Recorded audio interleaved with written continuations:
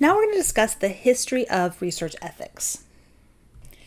So many of the experiments we discussed in the previous video that weren't necessarily very ethical happened in the early part of the 20th century, before the 50s. And before World War II, basically scientists could kind of do anything they wanted. There wasn't really much regulation. It was kind of thought that scientists and doctors would be decent enough to have their subjects or participants' best interest at heart. But obviously even scientists can get greedy. So after some of the horrific events that happened in Nuremberg, the Nuremberg Code was developed. And these were things like genetic experiments on twins. Twins were arranged by age, sex, kept in barracks between experiments. Things like injecting chemicals into the eyes of twins to see if it would change colors, sewing twins together to see if they could create conjoined twins, icy experiments, first to establish how long it would take to lower body temperature to death, and second to then see how to best resuscitate the frozen victim.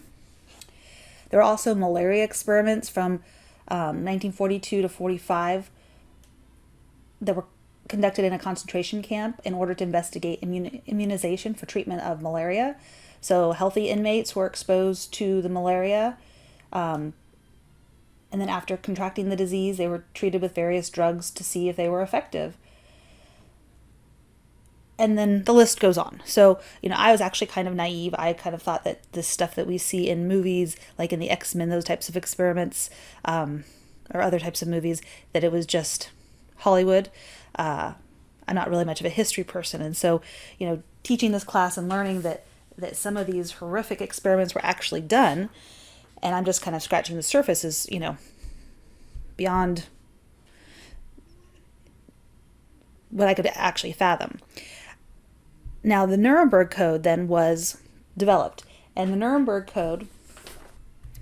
So then in 1964, the Declaration of Helsinki came along, and basically said that the well-being of human subjects should take precedence over the interests of science and society. Consent should actually be in writing, limit the use of placebos, use caution if the participant is in a relationship with the researcher, and that participants should benefit in some way from the research. So, we went from having really no regulations, and then in 20 years, developing more regulations to protect participants, basically.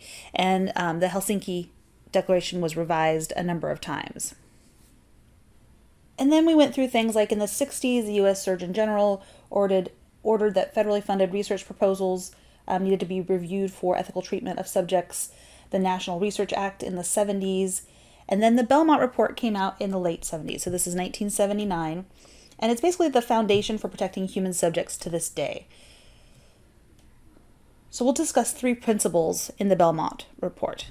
So the first one is the principle of respect for persons.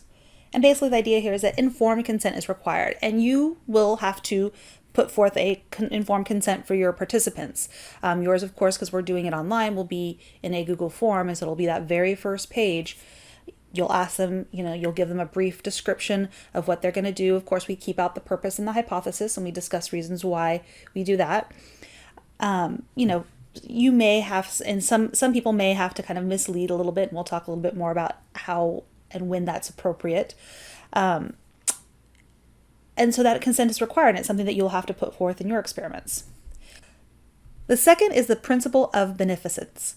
And so the idea is that it needs to benefit, minimizes risk and maximizes benefits.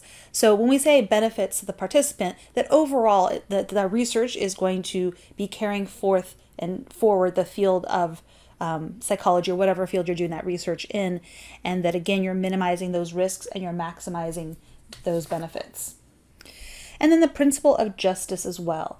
So that the idea is that you're not exploiting anybody. You're being fair when you're in your procedures and the way that the experiment is run. You're not exploiting anybody. Like we saw some of that exploitation in some of those experiments we talked about, like the Willowbrook example, taking advantage because these families needed a place for their disabled children to go.